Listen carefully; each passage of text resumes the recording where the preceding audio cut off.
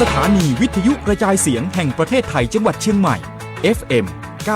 93.25 เมกะเฮิรตซ์ผู้นำด้านข่าวสารในจังหวัดเชียงใหม่โดยเน้นการมีส่วนร่วมของภาครัฐภาคเอกชนและเครือข่ายภาคประชาชนในพื้นที่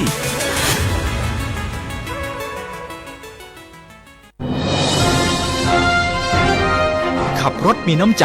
รักษาวินัยจราจรคุณกำลังฟังรายการจราจรเพื่อชุมชนทางสถานีวิทยุกระจายเสียงแห่งประเทศไทยจังหวัดเชียงใหม่ FM 93.25 เมกะเฮิรตซ์ทุกวันจันทร์ถึงวันศุกร์ 16:10 น. ถึง 17:00 น.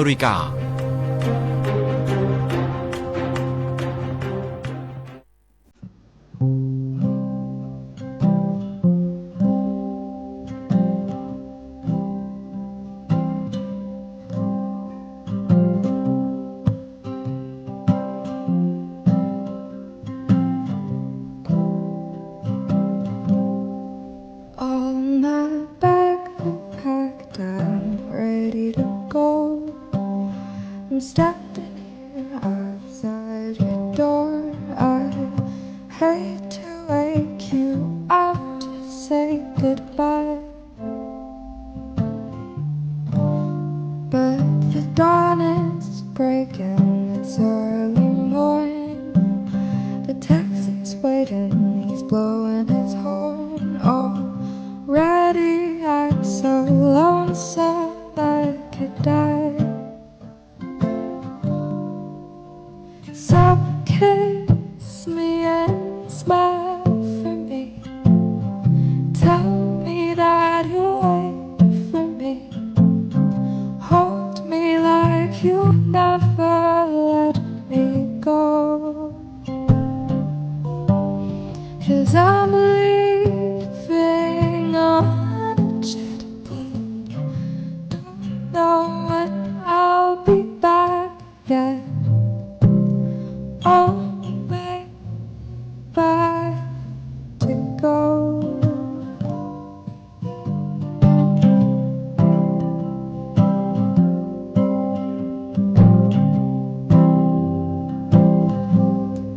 There's so many times I've let you down. So many times I've played around. I tell you now.They don't mean a thing.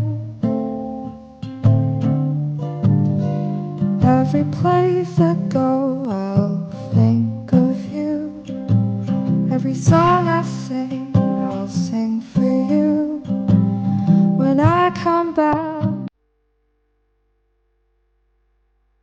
I'll bring your wedding ring.So kiss me and smile for me. Tell me that you'll wait for me. Hold me like you'll never let me go. I'm leaving on a jet plane. Don't know when I'll be back yet.Oh, babe, I hate to go.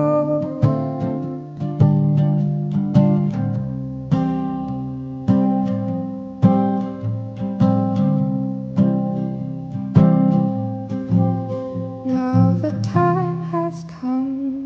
to leave you. Just one more time, let me kiss you. Then close your eyes and I'll be on my way. Just dream about the days to come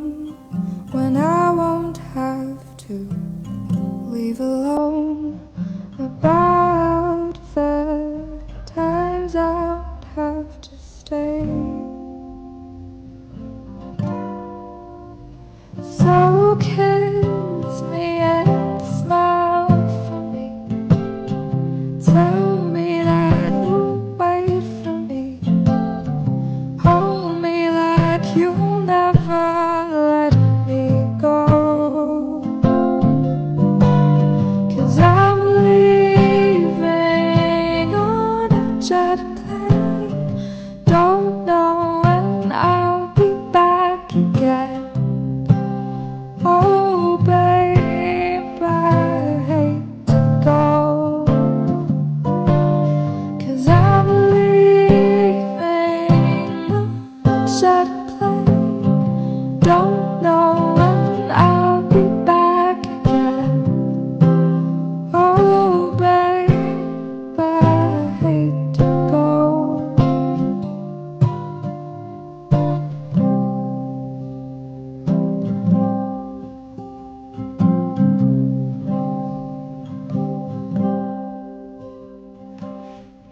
สวัสดีค่ะคุณผู้ฟังค่ะยินดีต้อนรับคุณผู้ฟังทุกท่านนะคะเข้าสู่ในช่วงเวลาของรายการวิทยุจราจรเพื่อชุมชนโดยตำรวจภูธรภาค 5 ค่ะ My bags are packed, I'm ready to go. I'm standing here outside your door. I hate to wake you up to say goodbye, but the dawn is breaking, it's early morning. The taxi's waiting, he's blowing his horn already. ต้อนรับคุณผู้ฟังวันนี้นะคะ I could die. So kiss me and smile. ค่ะคุณผู้ฟังค่ะวันนี้วันพุธกลางสัปดาห์ค่ะ Had you wait พุธที่ 17 ธันวาคม 2568 never วันนี้นะคะช่วงต้นรายการเนาะเรามีในเรื่องของการถ่ายทอดสดนะคะ leaving on a ก็เข้ารายการพบกันช้าไปนิดนึงนะคะ แต่ก็ได้รับข้อมูลนะคะจากแนวหน้าเนาะนะคะ เกี่ยวกับในเรื่องของสถานการณ์ตามแนวชายแดนไทยกัมพูชานะคะ go. ค่ะคุณผู้ฟังคะก็ตอนนี้นะคะก็เดี๋ยวเราจะมีการสัมภาษณ์นะคะคุณพี่ดวงรัตน์ด้วยนะคะวันนี้พี่ดวงรัตน์เนี่ยนะคะก็จะมาแนะนำสถานที่ท่องเที่ยวให้กับคุณผู้ฟังนะคะแล้วก็เดี๋ยวเราก็จะมีทั้ง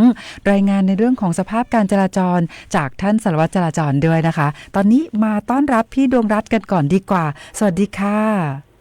ครับสวัสดีครับท่านผู้กำกับครับแล้วก็ท่านผู้ฟังที่ฟังอยู่ทางบ้านด้วยนะครับเวลานี้ครับ ค่ะวันนี้พี่ดวงรัตน์นะคะอยู่ที่ไหนนะคะตอนนี้ค่ะณตอนนี้เวลานี้พี่ดวงรัตน์อยู่ที่ปราสาทดอกไม้นะฮะ ค่ะที่ไหนนะคะเนี่ยปราสาทดอกไม้ค่ะปราสาทดอกไม้จะอยู่บ้าน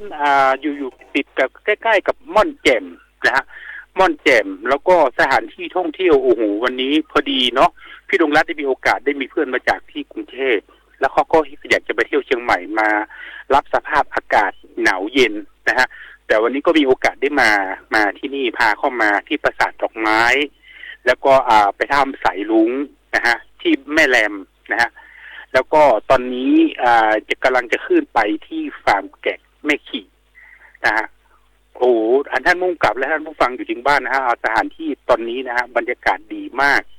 นะฮะตอนนี้ถ้ามองไปทางทิศตะวันตกนะฮะตะวันกำลังจะตกนะฮะพูดถึงว่าณจุดนี้นะฮะกำลังจะตกอยู่เขานะฮะมันจะบางเขานิดนึงแต่บรรยากาศดีมากแล้วก็สวยมากอากาศเย็นนะร่มรื่นนักท่องเที่ยวเยอะมากครับผมครับค่ะก็ดังนั้นนะคะคุณผู้ฟังที่ฟังรายการเราอยู่นะคะอยากจะไปดูจังเลยค่ะพี่ดวงรัตน์ปราสาทดอกไม้นะคะต้องไปยังไงนะคะพี่ดวงรัตน์บอกอีกทีค่ะถ้าขึ้นมานะฮะจะมาเส้นทางม่อนแจ่มจะเลยม่อนแจ่มเข้ามานิดนึงฮะแล้วก็เขาจะมีป้ายบอกทางหรือว่านักท่องเที่ยวที่มาจากต่างจังหวัดหรือว่าต่างประเทศหรือว่ามีเพื่อนฝูงมาจากต่างจังหวัดนะฮะขอเชิญมาเที่ยวได้เพราะว่าบรรยากาศที่นี่ตอนนี้พี่ดวงรัตน์ยืนยันได้ว่าอากาศดีมากนะฮะแต่ตะวันยังไม่ตกดินยังมีพระอาทิตย์อยู่กำลังลำไรนะฮะแต่อากาศมันก็เย็นสบายนะฮะมันเย็นสบายแล้วก็มาทางม่อนแจ่มตรงนี้นะฮะมันจะอยู่ด้านหลังของม่อนแจ่มนะฮะบรรยากาศสวยมากนะฮะแล้วก็ไปเที่ยวที่ปราสาทนะปราสาทดอกไม้ด้วยนะฮะไปเที่ยวตรงนั้นนักท่องเที่ยวเยอะมากเมื่อกี้พี่ดวงรัตน์เข้าไปยังไม่ถึงข้างในแต่อยู่ข้างนอกเพราะว่านักท่องเที่ยวมันเยอะฮะเดี๋ยวสักพักนึงมันใกล้เวลาจะข้ามเขาคงจะออกกันมานะฮะแต่ตอนนี้นี่สวยมากบรรยากาศตอนนี้พี่ดวงรัตน์มาอยู่ที่ฟาร์มแกะแม่ขี่ครับค่ะโอ้โหนะคะอิจฉาพี่ดวงรัตน์มากๆเลยนะคะได้มีโอกาสได้มาเที่ยวนั้นก็ช่วงวันหยุดเสาร์อาทิตย์นี้เนาะพี่ดวงรัตน์ทันเนาะครับผมทันค่ะก็คุณผู้ฟังพี่น้องประชาชนนะคะที่อยากจะไปชมความสวยงามของปราสาทดอกไม้นะคะแล้วก็ไปเยี่ยมน้องแกะเหรอคะพี่ดวงรัตน์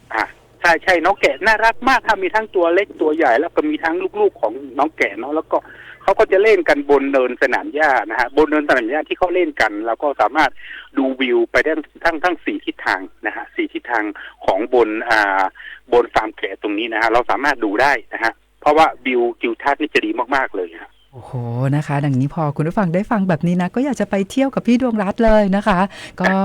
แล้วพี่ดวงรัตน์ค่ะแล้วก็ตอนขับรถไปเป็นยังไงคะในเรื่องของสภาพการจราจรค่ะสภาพการจราจรช่วงเช้านี่ขึ้นมานะฮะรถอาจจะติดนิดนึงแต่สามารถขยับขยื่นขึ้นได้นะฮะรถสามารถไม่ได้ชะลอตัวนะฮะขึ้นมาทีละนิดๆตรงไหนที่มันชะลอตัวก็ตรงนั้นที่จะเป็นมุมโค้งแค่นั้นนะท่านผู้กำกับและท่านผู้ฟังครับแต่นอกนั้นท่านสามารถมาได้หรือว่าถ้าไม่ชินทางก็ไม่เป็นไรให้ไม่ต้องขับไวเรามาอย่างช้าๆด้วยความปลอดภัยของพวกเราเองแล้วก็เพื่อนฝูงเราเองและครอบครัวเราเองนะฮะยังไงมันก็ต้องถึงแต่บรรยากาศมันดีและไม่ต้องรีบฮะตอนนี้โอ้นะคะอากาศกำลังดีเนาะพี่ดวงรัตน์เนาะแล้วอีกสักครู่หนึ่งเนี่ยพอดวงตะวันลับฟ้าโอ้โหพี่ดวงรัตน์ก็อยู่บรรยากาศที่ทั้งอากาศดีนะคะวิวสวยโอ้โห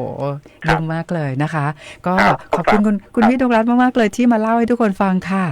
ครับผมครับฝากถึงท่านผู้ฟังที่ฟังรายการนี้ด้วยนะครับถ้าใครมีโอกาสหรือว่าวันหยุดยาวช่วงสิ้นปีถ้าไม่ได้ไปไหนก็เชิญมาเที่ยวได้ตอนนี้พี่ดวงรัตน์ยืนยันว่าโอ้อากาศดีมากเพราะว่าพี่ดวงรัตน์ยืนอยู่บนเนินแกะตรงนี้อากาศเย็นที่ดีมากเลยครับค่ะเดี๋ยวเราจะต้องไปตามละนะคะขอบคุณคุณพี่ดวงรัตน์มากๆค่ะครับสวัสดีครับสวัสดีค่ะค่ะคุณผู้ฟังค่ะคุณพี่ดวงรัตน์นะคะก็แนะนำในเรื่องของสถานที่ท่องเที่ยวนะคะเผื่อว่าคุณผู้ฟังจะใช้เวลาในช่วงของวันหยุดเสาร์อาทิตย์นี้นะคะไปเยี่ยมชมความสวยงามของปราสาทดอกไม้แล้วก็ไปเยี่ยมน้องแกะนะคะพี่ดวงรัตน์บอกว่าอยู่หลังม่อนแจ่ม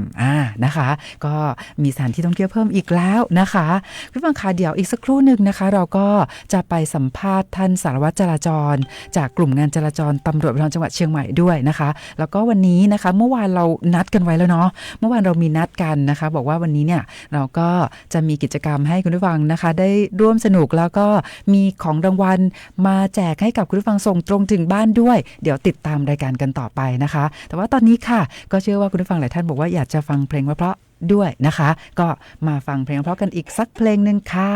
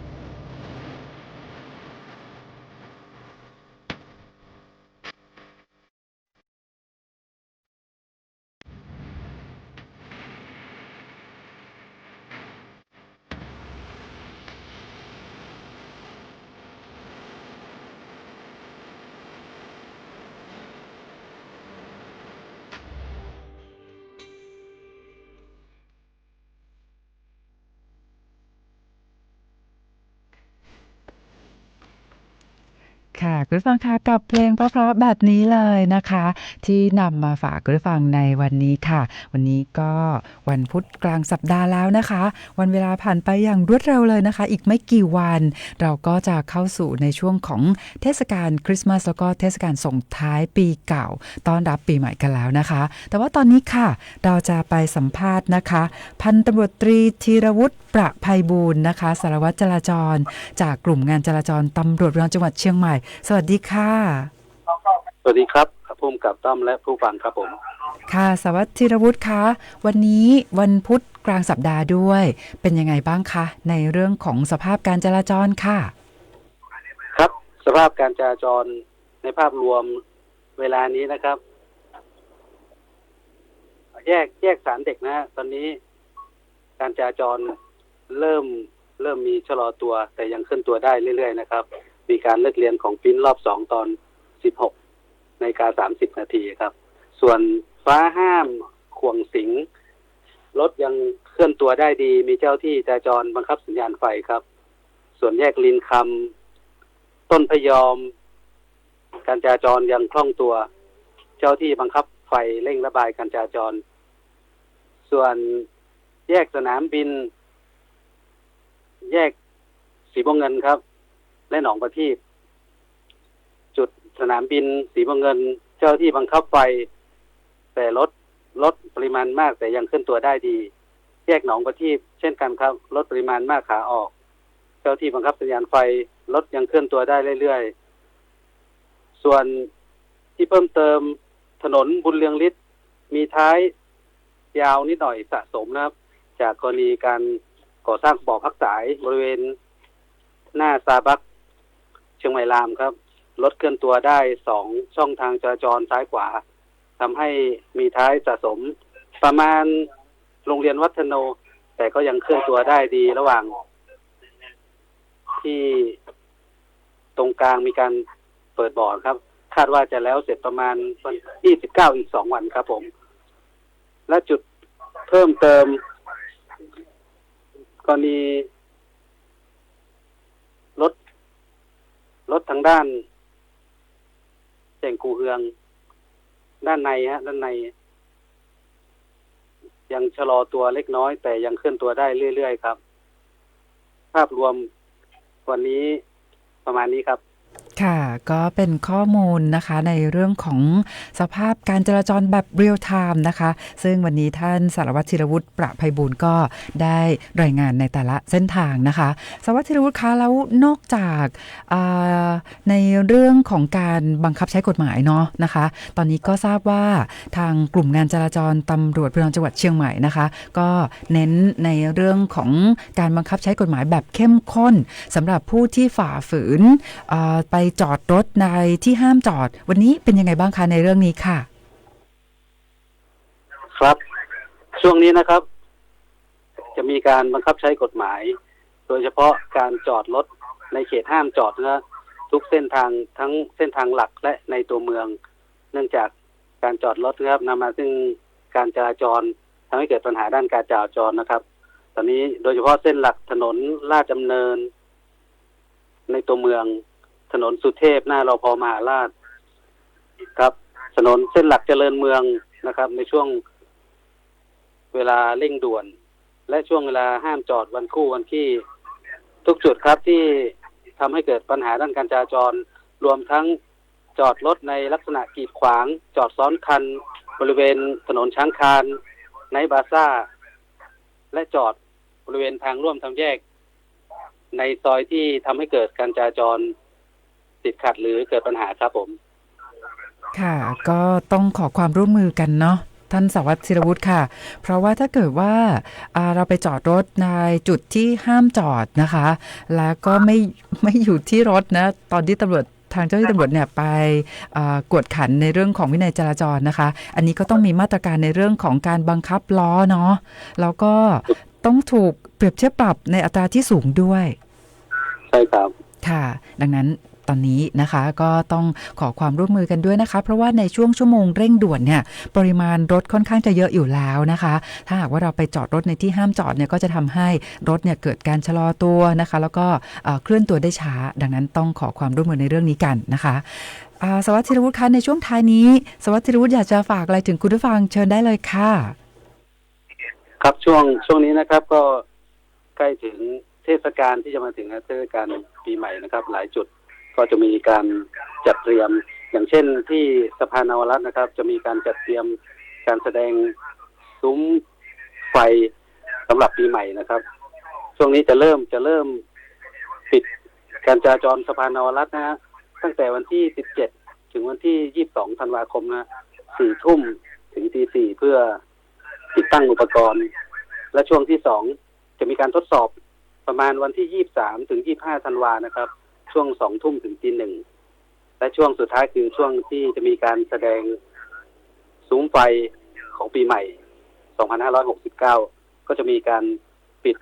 บริเวณสะพานนวรัตน์เวลา 16 นาฬิกาจนถึงตี 1ตั้งแต่วันที่29จนถึง31ครับในช่วงนี้ครับค่ะก็ต้องขอบคุณมากๆเลยนะคะวันนี้ค่ะพันตำรวจตรีธีรวุฒิประไพบูลย์นะคะท่านสารวัตรจราจรจากกลุ่มงานจราจรตำรวจภูธรจังหวัดเชียงใหม่นะคะขอบคุณมากๆค่ะครับสวัสดีผู้กำกับต้อมและผู้ฟังครับสวัสดีครับค่ะขอบคุณค่ะเอาละค่ะคุณผู้ฟังค่ะวันนี้นะคะถึงแม้ว่าเราจะมีเวลาไม่มากเท่าไหร่นะคะแต่ก็มีทั้งในเรื่องของการเชิญชวนคุณผู้ฟังไปเที่ยวนะคะโดยพี่ดวงรัตน์น่ารักมากๆเลยนะคะแล้วก็ทั้งในงานในเรื่องของสภาพการจราจรให้ข้อมูลที่เป็นประโยชน์นะคะให้คุณผู้ฟังได้วางแผนการเดินทางด้วยคุณผู้ฟังค่ะเมื่อวานเรามีนัดกันเนาะนะคะดังนั้นเนี่ยวันนี้นะคะเวลาเราอาจจะน้อยเป็นนิดนึงแต่ก็ยังคงมีของขวัญมาฝากคุณผู้ฟังด้วยนะคะดังนั้นคุณผู้ฟังท่านไหนนะที่อยากจะได้แก้วนะคะเป็นแก้วที่เก็บอุณหภูมินะคะสามารถบรรจุเครื่องดื่มทั้งร้อนและเย็นต้องบอกว่าเป็นแก้วที่น่ารักน่าใช้นะคะแล้วก็เป็นธีมคริสต์มาสที่ใกล้จะมาถึงนะคะดังนั้นเดี๋ยวเราแจกให้กับคุณผู้ฟังนะคะที่ท่านไหนอยากได้นะคะก็โทรศัพท์เข้ามาที่053-276-793นะคะแจ้งชื่อที่อยู่เบอร์โทรนะคะให้กับผู้กองก๊อฟนะคะได้เลยนะคะ053-276-793ค่ะผู้กองก๊อฟก็จะขอข้อมูลชื่อที่อยู่เบอร์โทรนะคะแล้วก็จะรับสายจากคุณผู้ฟังนะคะที่อยากได้แก้วนะคะซึ่งเป็นธีมคริสต์มาสด้วยโอ้โหนะคะสามารถใช้เก็บเครื่องดื่มทั้งร้อนทั้งเย็นเลยนะคะก็เป็นของขวัญนะคะให้กับคุณผู้ฟังนะคะโทรศัพท์เข้ามาได้จนถึงเวลา17 นาฬิกาค่ะเอาละค่ะคุณผู้ฟังค่ะช่วงท้ายนี้นะคะเรามีข้อมูลมาเล่าให้กับคุณผู้ฟังฟังด้วยตอนนี้นะคะเป็นช่วงนะคะการระดมกวาดล้างอาชญากรรมค่ะซึ่งเมื่อวานนี้นะคะในช่วงเวลา17 นาฬิกานะคะที่ตำรวจภูธรจังหวัดเชียงใหม่ค่ะท่านพลตำรวจตรียุทธนาแก่นจันทร์นะคะผู้บังคับการตำรวจภูธรจังหวัดเชียงใหม่ก็ได้เป็นประธานในการปล่อยแถวระดมกวาดล้างอาชญากรรมการรักษาความสงบเรียบร้อยการบังคับใช้กฎหมายและอำนวยความสะดวกด้านการจราจรนะคะช่วงเทศกาลวันคริสต์มาสและเทศกาลส่งท้ายปีเก่าต้อนรับปีใหม่ปี2569นะคะซึ่งเมื่อวานนี้นอกจากจะมีข้าราชการตำรวจนะคะในสังกัดของตำรวจภูธรจังหวัดเชียงใหม่เรายังมีการบูรณาการร่วมกับหน่วยงานส่วนราชการนะคะไม่ว่าจะเป็นจากมณฑลทหารบกที่33นะคะจากกองบังคับการกองบิน41จากฝ่ายปกครองของจังหวัดเชียงใหม่เทศบาลนครเชียงใหม่นะคะสำนักงานสาธารณสุขจังหวัดเชียงใหม่สำนักงานป้องกันและบรรเทาสาธารณภัยจังหวัดเชียงใหม่นะคะสำนักงานขนส่งจังหวัดเชียงใหม่โอ้โหแล้วก็ยังมีในส่วนของตำรวจนะคะที่อยู่ในสังกัดสำนักงานตำรวจแห่งชาตินะคะแล้วก็มีพื้นที่ปฏิบัติงานเนี่ยอยู่ในพื้นที่ของจังหวัดเชียงใหม่อย่างเช่นกองบังคับการตำรวจตระเวนชายแดนภาค3นะคะตำรวจท่องเที่ยวตำรวจทางหลวงนะคะตำรวจตรวจคนเข้าเมืองนะคะก็มาร่วมกันนะคะในการปล่อยแถวระดมกวาดล้างอาชญากรรมนะคะซึ่งตำรวจ ภูธรจังหวัดเชียงใหม่นะคะก็มีความพร้อมในการดูแลรักษาความปลอดภัยนะคะให้กับพี่น้องประชาชนซึ่งคาดว่าในช่วงเทศกาลคริสต์มาสนะคะแล้วก็เทศกาลส่งท้ายปีเก่าต้อนรับปีใหม่เนี่ยนะคะคาดว่าจะมีพี่น้องประชาชนเดินทางกลับภูมิลำเนานะคะตลอดจนมีนักท่องเที่ยวทั้งชาวไทยแล้วก็ชาวต่างประเทศเดินทางเข้ามาท่องเที่ยวที่จังหวัดเชียงใหม่เป็นจำนวนมากด้วยนะคะก็ทางท่านผู้บังคับการตำรวจภูธรจังหวัดเชียงใหม่นะคะก็ยืนยันว่ามีความพร้อมนะคะในการดูแล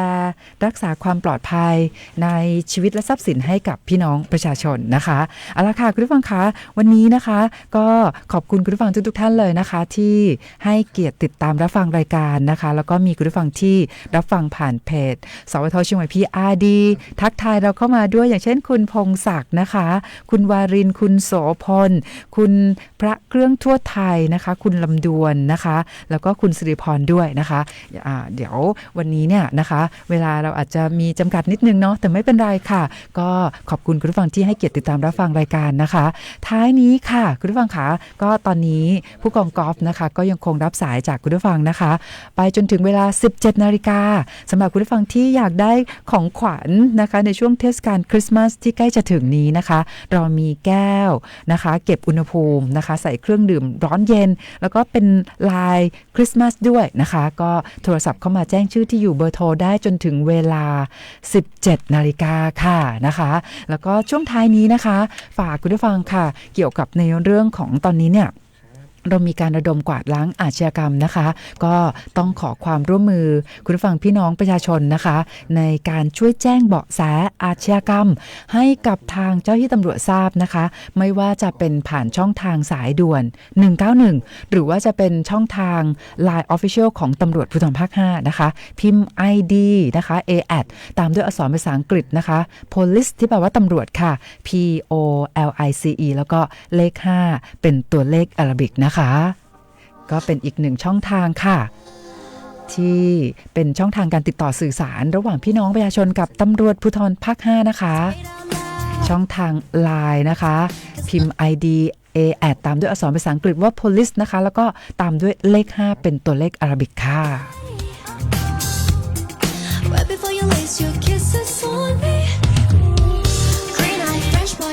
ค่ะคุณผู้ฟังคะมาถึงช่วงสุดท้ายของรายการวันนี้แล้ว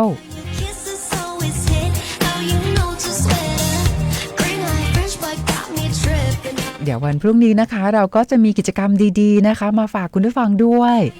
แล้วก็มีของรางวัลมาแจกคุณผู้ฟังนะคะสำหรับวันนี้นะคะขอบคุณสำหรับการติดตามรับฟังขอให้ทุกท่านเดินทางด้วยความปลอดภัยนะคะก็จะจากลากันด้วยบทเพลงของคุณลิซ่าค่ะวันพรุ่งนี้กลับมาพบกันใหม่นะคะวันนี้สวัสดีค่ะ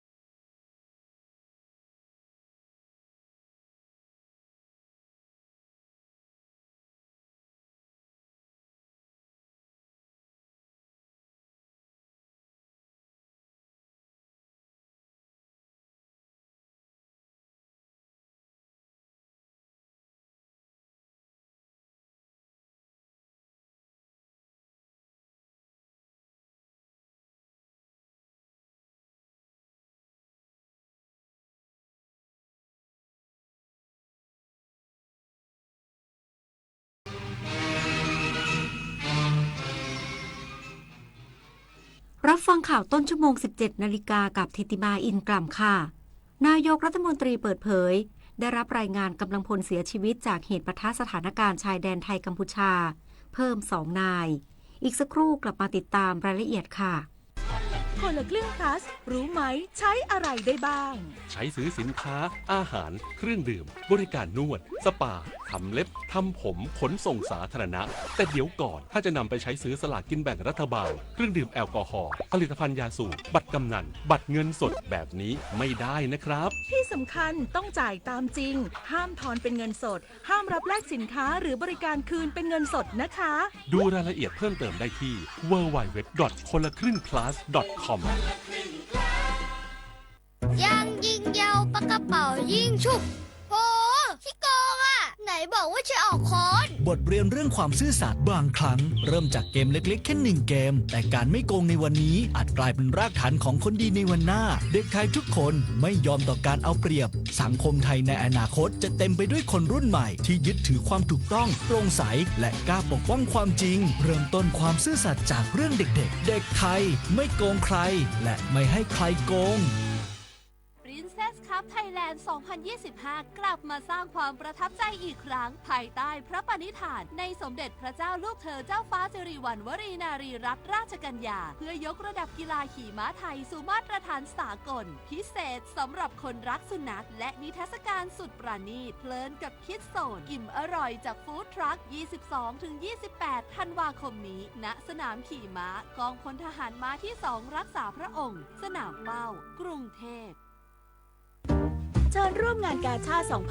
2568 ร้อยดวงใจปวงประชา น้อมสำนึกพระเมตตาองค์สภานายิกาสภากาชาติไทย เลือกช็อปสินค้าอุปโภคบริโภค พร้อมรุ้นรางวัลพิเศษสลากบำรุงสภากาชาติไทย 11-21 ธันวาคมนี้ ตั้งแต่เวลา 11 นาฬิกาถึง 22 นาฬิกา ณ สวนลุมพินี และช่องทางออนไลน์ผ่าน www.iletcost.org ร่วมร้อยดวงใจสารต่อการให้ที่ไม่มีวันสิ้นสุด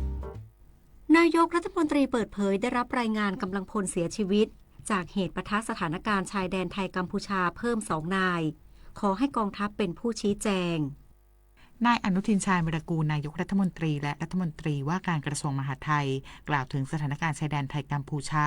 ซึ่งเข้าสู่วันที่10และมีรายงานกำลังพลเสียชีวิตเพิ่มอีก2 นายว่าได้รับรายงานสถานการณ์อย่างต่อเนื่องและทุกฝ่ายทำงานอย่างเต็มที่ซึ่งสาเหตุการเสียชีวิตขอให้กองทัพเป็นผู้ชี้แจงรายละเอียดสำหรับการตอบโต้ของฝ่ายกัมพูชาที่ลดน้อยลงอาจเป็นสัญญาณใกล้ยุติการสู้รบย้ำว่าขณะนี้ยังมีการปะทะเกิดขึ้นซึ่งเป็นไปตามหลักยุทธการของกองทัพหวังว่าสถานการณ์จะยุติโดยเร็วและเกิดผลที่ดีที่สุดส่วนสถานการณ์ในพื้นที่ช่องอ่านม้าจังหวัดอุบลราชธานีเป็นเรื่องด้านยุทธการและความมั่นคงขอให้กองทัพซึ่งเป็นผู้เชี่ยวชาญชี้แจงเนื่องจากเกี่ยวข้องกับชีวิตของกำลังพลและประชาชนผลิตนาฏขวัญแสนสุขรายงาน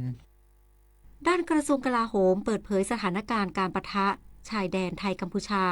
ไทยสามารถปกป้องพื้นที่บ้านหนองรีหรือบ้าน3 หลังได้สำเร็จ